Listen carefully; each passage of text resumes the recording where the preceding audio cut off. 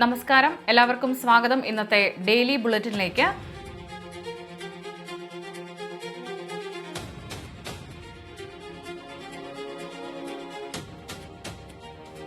നാളെ 2026 ജൂലൈ മാസം 18-ാം തീയതി ശനിയാഴ്ച.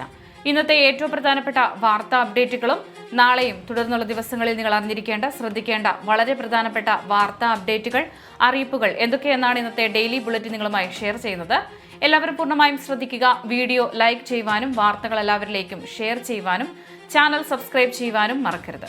ഏറ്റവും ആദ്യത്തെ പ്രധാനപ്പെട്ട വാർത്താ update: reserve bank of India പരീക്ഷണാടിസ്ഥാനത്തിൽ പുതിയ പോളിമർ നോട്ടുകൾ ഉടൻ വിപണിയിലിറക്കാൻ ഒരുങ്ങുന്നു. കള്ളനോട്ടുകൾ പൂർണ്ണമായും തടയുന്നതിനും കൂടുതൽ ഈട് നിൽക്കുന്നതുമായ പുതിയ തലമുറ കറൻസികൾ അവതരിപ്പിക്കുന്നതിന്റെ ആദ്യപടിയായാണ് ഈ സുപ്രധാന നീക്കം. തുടക്കത്തിൽ 10-20 രൂപയുടെ ചെറിയ നോട്ടുകളാകും പോളിമർ രൂപത്തിൽ പുറത്തിറക്കുക. ഈ പ്രായോഗിക പരീക്ഷണത്തിന്റെ ഫലം കൃത്യമായി വിലയിരുത്തിയ ശേഷം 2027 മുതൽ പുതിയ നോട്ടുകൾ പൂർണ്ണതോതിൽ വിപണിയിലെത്തിക്കാനാണ് RBI ലക്ഷ്യമിടുന്നത്. എന്നാൽ പുതിയ പോളിമർ നോട്ടുകൾ വരുന്നതോടെ നിലവിലെ കടലാസ് നോട്ടുകൾ അസാധുവാകില്ല എന്ന കാര്യം ജനങ്ങൾ പ്രത്യേകം ശ്രദ്ധിക്കേണ്ടതുണ്ട്. ഇവ രണ്ടും ഒരേ സമയം വിപണിയിൽ വിനിമയത്തിനായി ഉപയോഗിക്കാൻ സാധിക്കും. പോളിമർ നോട്ടുകൾ അച്ചടിക്കാൻ ആവശ്യമായ പ്രത്യേക പോളിമർ സബ്സ്ട്രേറ്റ് ഷീറ്റുകൾ നിർമ്മിച്ചു നൽകുന്നതിനായി RBIയുടെ നോട്ട് അച്ചടി വിഭാഗം ആഗോളതലത്തിൽ ടെൻഡർ ക്ഷണിച്ചതോടെയാണ് ഈ നടപടികൾ വേഗത്തിലായത്. കൂടുതൽ സുരക്ഷാ സംവിധാനങ്ങളുള്ള ഷീറ്റുകൾ വിതരണം ചെയ്യാൻ താൽപ്പര്യമുള്ള ആഗോള നിർമ്മാതാക്കൾക്ക് അപേക്ഷിക്കാനുള്ള അവസാന തീയതി ഓഗസ്റ്റ് 18 സാധാരണ പേപ്പർ നോട്ടുകളെ അപേക്ഷിച്ച് വെള്ളം, അഴുക്ക് എന്നിവയെ പ്രതിരോധിക്കാനും പെട്ടെന്ന് കീറിപ്പോകാതിരിക്കാനും കഴിവുള്ളതിനാൽ പോളിമർ നോട്ടുകൾക്ക് ആയുസ് വളരെ കൂടുതലായിരിക്കും. മാത്രമല്ല, ഇതിൽ അത്യാധുനിക സുരക്ഷാ ഫീച്ചറുകൾ ഉൾപ്പെടുത്താൻ എളുപ്പമായതിനാൽ കള്ളനോട്ട് നിർമ്മാണം പാടെ ഇല്ലാതാക്കാൻ സാധിക്കും. നിലവിൽ ഓസ്ട്രേലിയ, കാനഡ, UK, ന്യൂസിലൻഡ് തുടങ്ങിയ നിരവധി വികസിത രാജ്യങ്ങളിൽ പോളിമർ കറൻസികൾ വിജയകരമായി ഉപയോഗിച്ചു വരുന്നുണ്ട്. അടുത്ത പ്രധാനപ്പെട്ട വാർത്താ അപ്ഡേറ്റ്: സംസ്ഥാന ഭാഗ്യക്കുറി വകുപ്പിന്റെ ചരിത്രത്തിലെ ഏറ്റവും ഉയർന്ന സമ്മാന തുകയുമായി ഈ വർഷത്തെ തിരുവോണം ബമ്പർ ഭാഗ്യക്കുറി ടിക്കറ്റ് പുറത്തിറക്കി. 30 കോടി രൂപയാണ് ഇത്തവണത്തെ ഒന്നാം സമ്മാനം. കഴിഞ്ഞ വർഷം വരെ 25 കോടി രൂപയായിരുന്നു ഓണം ബമ്പറിന്റെ സമ്മാന തുകയായി നൽകിയിരുന്നത്. വരും തിങ്കളാഴ്ച മുതൽ ടിക്കറ്റുകളുടെ വിൽപ്പന ആരംഭിക്കും. സെപ്റ്റംബർ 26 തിരുവനന്തപുരത്ത് വെച്ചാണ് ഭാഗ്യശാലികളെ കണ്ടെത്താനുള്ള നറുക്കെടുപ്പ് നടക്കുക. ടിക്കറ്റ് വിലയിൽ ഇത്തവണ മാറ്റമില്ലാതെ 500 രൂപയായി തന്നെ തുടരും. അടിസ്ഥാന ടിക്കറ്റ് നിരക്കായ 387.14 രൂപയും 40% GSTയും ഉൾപ്പെടെയാണ് ഈ തുക നിശ്ചയിച്ചിരിക്കുന്നത്. ഇത്തവണ TA മുതൽ TL എന്നിങ്ങനെ 10 സീരീസുകളിലായാണ് ടിക്കറ്റുകൾ പുറത്തിറക്കുന്നത്. ഒന്നാം സമ്മാനത്തിന് പുറമെ വലിയ ഇതര സമ്മാനങ്ങളും ഇത്തവണ കാത്തിരിക്കുന്നുണ്ട്. രണ്ടാം സമ്മാനമായി 1 കോടി രൂപ വീതം 20 പേർക്കും, മൂന്നാം സമ്മാനമായി 25 ലക്ഷം രൂപ വീതം 20 പേർക്കും ലഭിക്കും. പ്രാഥമിക ഘട്ടത്തിൽ 90 ലക്ഷം ടിക്കറ്റുകൾ ഏജന്റുമാർക്ക് നൽകാൻ നിശ്ചയിച്ചിട്ടുണ്ടെങ്കിലും പൊതുജനങ്ങളുടെ ആവശ്യകത അനുസരിച്ച് കൂടുതൽ ടിക്കറ്റുകൾ അച്ചടിക്കുമെന്നും ഭാഗ്യക്കുറി വകുപ്പ് അറിയിച്ചു. അടുത്ത പ്രധാനപ്പെട്ട വാർത്താ അപ്ഡേറ്റ്: സംസ്ഥാനത്ത് വൈദ്യുതി ഉപഭോഗം മുൻകാലങ്ങളെ അപേക്ഷിച്ച് ഗണ്യമായി വർദ്ധിച്ചതിനെ തുടർന്ന് ലോഡ് ഷെഡിംഗ് ഉൾപ്പെടെയുള്ള നിയന്ത്രണങ്ങളുടെ ദൈർഘ്യം വർദ്ധിക്കുകയാണ്. മഴയുടെ കുറവും അന്തരീക്ഷ താപനില ഉയർന്ന നിലയിൽ തുടരുന്നതുമാണ് പെട്ടെന്നുള്ള ഈ ഉപഭോഗ വർധനവിന് പ്രധാന കാരണം. നിലവിൽ വൈദ്യുതി ആവശ്യകതയിൽ 500 മെഗാവാട്ടിന്റെ വർധനവാണ് രേഖപ്പെടുത്തിയിരിക്കുന്നത്. കഴിഞ്ഞ ദിവസം പല തവണകളായി 1.5 മണിക്കൂർ വരെ സംസ്ഥാനത്ത് നിയന്ത്രണം ഏർപ്പെടുത്തേണ്ടി വന്നിരുന്നു.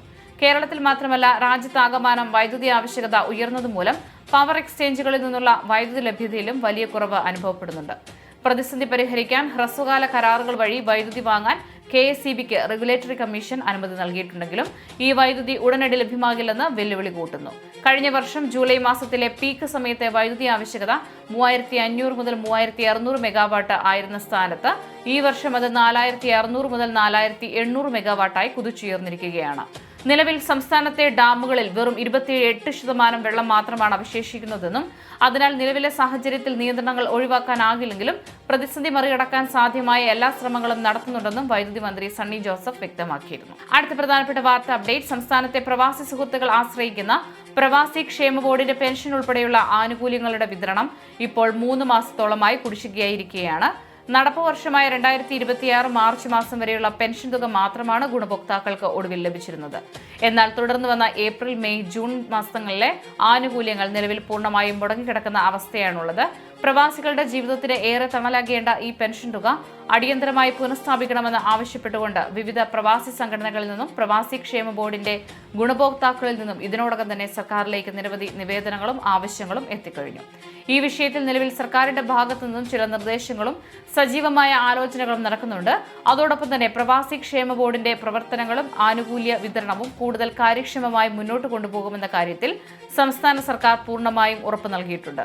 കഴിഞ്ഞ ദിവസങ്ങളിൽ നിയമസഭയിൽ നടന്ന ചോദ്യോത്തരവേളയിൽ പ്രവാസി ക്ഷേമ ബോർഡിന്റെ പ്രവർത്തനങ്ങളിൽ കാലോചിതമായ പരിഷ്കാരങ്ങളും മാറ്റങ്ങളും വരുത്തിക്കൊണ്ട് പെൻഷൻ വിതരണം ഉൾപ്പെടെയുള്ള കാര്യങ്ങൾ യാതൊരു തടസ്സവുമില്ലാതെ കൃത്യമായി മുന്നോട്ട് കൊണ്ടുപോകുമെന്ന ശക്തമായ ഉറപ്പ് സംസ്ഥാന സർക്കാർ ഔദ്യോഗികമായി നൽകുകയും ചെയ്തിട്ടുണ്ട്.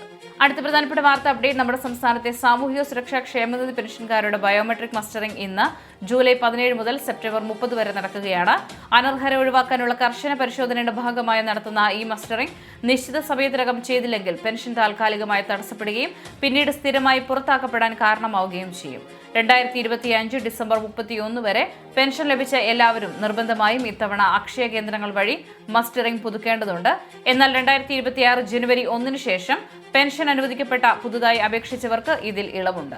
ആധാർ കാർഡുമായി നേരിട്ടെത്തി 30 രൂപ ഫീസ് നൽകി ബയോമെട്രിക് ഒതന്റിഫിക്കേഷൻ വഴി ഇത് പൂർത്തിയാക്കാം. മുൻപ് വിരലടയാളം പതിയാൻ ബുദ്ധിമുട്ട് നേരിട്ടവർക്ക് അക്ഷയയിൽ നിന്നുള്ള ഫെയിലിയർ റിപ്പോർട്ടുമായി പഞ്ചായത്തിലെത്തി ലൈഫ് സർട്ടിഫിക്കറ്റ് സമർപ്പിക്കാവുന്നതാണ്.